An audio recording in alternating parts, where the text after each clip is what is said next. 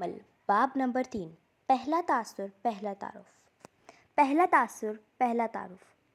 محبت صبر ہوتی ہے، محبت مہربان ہوتی ہے، یہ حسد نہیں کرتی، شیخی نہیں بگاڑتی، مغرور نہیں ہوتی، یہ ترش نہیں ہوتی، خود شناس ہوتی ہے، جلد غصہ نہیں کرتی، غلطیوں کا حساب نہیں رکھتی، بدی میں خوش نہیں ہوتی، صرف سچ میں تسکین پاتی ہے، ہمیشہ حفاظت کرتی ہے، ہمیشہ بھروسہ کرتی ہے، ہمیشہ امید رکھتی ہے، ہمیشہ ثابت قدم رہتی ہے۔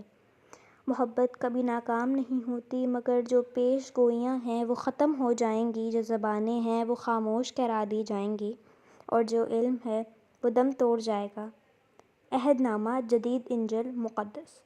مرحوم ذوالفقار یوسف کے چھوٹے باغیچے والے گھر میں اس رات کسی تہوار کی رونق بھری تھی۔ گول میز کے گرد سعدی کے والد اور بہن بھائی کے علاوہ وعدے کے مطابق پھپھو اور دادا بھی تھے، اور وہ بہت خوش نظر آ رہے تھے۔ بڑے ابا ندرت کو خاندان میں کسی کا قصہ سناتے ہوئے اس بات کو اپنے ماضی کے کسی یاد جوڑے کے پیچھے چلے گئے تھے اور اب کوئی لمبی سی مثال دے رہے تھے۔ بڑے ابا اصل میں امتحانی پرچوں میں دی گئی اس ہدایت پر عمل کرتے تھے جو کہتی ہیں مندرجہ بلا تصور کو مثالوں کے دراز کریں۔ وہ ساتھ ساتھ ان کی ہر بات پہ تبصرہ بھی کر رہا تھا۔ بڑے ابا نے تو کوئی توجہ نہ دی، زمر البتہ مسکراہٹ دبائے کھانا کھاتی رہی۔ حنان قدرے لاتعلق بیٹھی صرف زمر سے کھا رہی تھی۔ ہوں جب پتہ چلا کہ بھائی نے گردہ دیا ہے تو آ گئی، اب بھائی اچھا ہو گیا۔ اور سیم اپنے بھائی کے کھانے اور بولنے کے انداز کی پھر پرنفقائی کوشش میں پرجوش سا لگ رہا تھا۔ پھپھو میں اس دفعہ سیکنڈ آیا تھا ایگزامز میں۔ مہمان کے سامنے تو وہ آواز اتنا معصوم اور شرمیلا بنا لیتا تھا کہ حنان نے تعجب سے گھورا، مگر وہ کہے جا رہا تھا۔ اور جو لڑکا تھرڈ آیا وہ مجھ سے آگے بیٹھا تھا اور پرچی بنا کر مجھے پیچھے والے کو نقل کروا رہا تھا، اور میں نے اسے سیم یوسف، حنان نے اضطراب سے پہلو بدلتے ہوئے ٹوکا، اگر آپ ہمیں اپنی باتوں سے کچھ دیر مسکت نہ کریں تو کتنا اچھا ہو۔ راز پرانے ہونے کے ساتھ وزنی ہو جاتے ہیں۔ اس کے کندھوں پہ ڈھیرا بوجھ اور بڑھ گیا۔ ہر حقیقت فریب لگتی ہے جب کوئی اعتبار کھو بیٹھے۔ اسٹڈی روم میں خاموشی پھیلی تھی۔ نوشیروان ابھی خاموشی کا حصہ بنوالوں پہ مٹھی رکھے میز پہ اس طرف بیٹھے ہاشم کو دیکھ رہا تھا جو بہت احنق سے فائل کے صفحے پڑھ رہا تھا۔ اسے آج آفس دیر سے جانا تھا، اسی لیے وہ رات والے لباس میں تھا۔ تیسری دفعہ پوچھ رہا ہوں سعدی کب آئے گا؟ وہ پیپرز ہونے لگا تو مقدس خاموشی کو توڑا۔ ہاشم نے صفحہ پلٹا، پھر نگاہ اٹھا کر اسے دیکھا۔ کیا اس کے انتظار میں تم تمام رات نہیں سوئے؟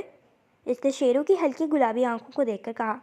شیرو کا اوپر کا سانس اوپر اور نیچے کا نیچے رہ گیا، رنگت ذرا پھیکی ہو گئی۔ سویا تھا مگر بہت دیر سے، اس نے گڑبڑا کر کہا۔ پھر بغور ہاشم نے تاثرات دیکھے، وہ پھر سے فائل میں مصروف ہو گیا۔ لاکھ شاطر سہی، اتنی جلدی ہاشم کو شک نہیں ہو سکتا کہ وہ پھر سے ڈرگس پہ آ گیا ہے۔ موبائل بجا۔ ہاشم نے انگلی سے بٹن دبایا اور بولو کہتے ہوئے فائل کا دوسرا صفحہ پلٹا۔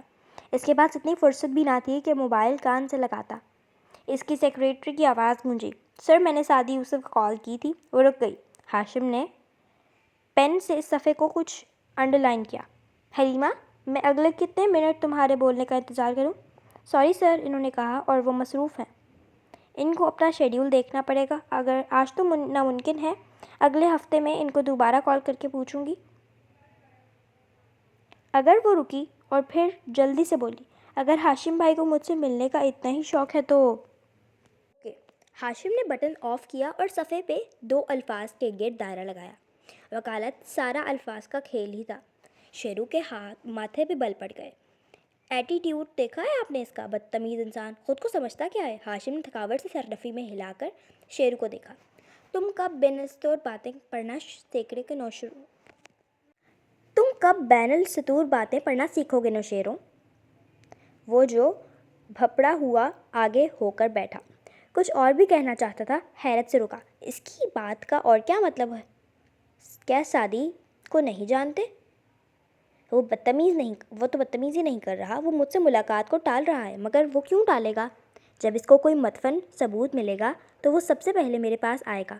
صاف بات ہے اس کی میری فائلز نہیں کھولیں، بغیرت ثبوت کے وہ میرا سامنا بھی نہیں کرنا چاہے گا، اور فائلز کھولنے کے لیے اسے وقت چاہیے، اور اگر اس نے فائلز کھولنی تو نہیں کھلیں گی۔ ہاشم نے اطمینان سے کہتے ہوئے وہ فائل اسٹینڈ پہ رکھے، بلند پہ ڈالی اور لیپ ٹاپ اتنے قریب کر لیا۔ سعدی کبھی بھی کمپیوٹرز کے ساتھ اچھا نہیں تھا۔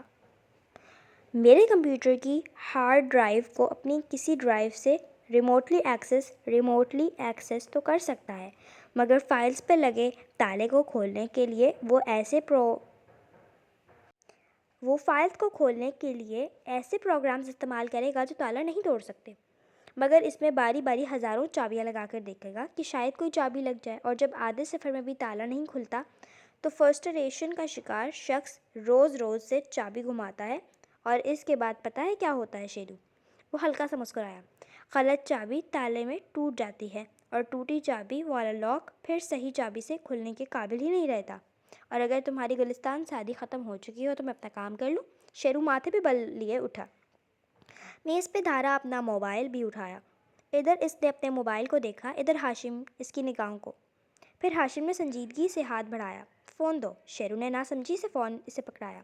ہاشم نے اسکرین کو چند دفعہ دبایا۔ یہ سعدی کا نمبر ہے۔ اسکرین شیرو کو دکھائی اور فون پہ اپنے سامنے کر لیا، اور یہ ہو گیا سعدی کا نمبر ڈیلیٹ۔ دوبارہ اسکرین لہرائی۔ نوشیروان کا منہ کھل گیا۔ بھائی مگر تم میری اسٹڈی سے نکل کر اسے کال کرنے اور اس پہ غصہ کرنے کا سوچ رہے تھے نا؟ بالکل بھی انکار مت کرنا، اور مجھے معلوم ہے کہ تم اس کا نمبر کہیں سے دوبارہ بھی لے سکتے ہو، مگر میں تمہیں یہ بتانے کی کوشش کر رہا ہوں کہ اگر تم نے شادی کو چھیڑ کر میرے لیے کوئی مصیبت کھڑی کی تو میں تمہارے ساتھ کتنی سختی سے پیش آؤں گا۔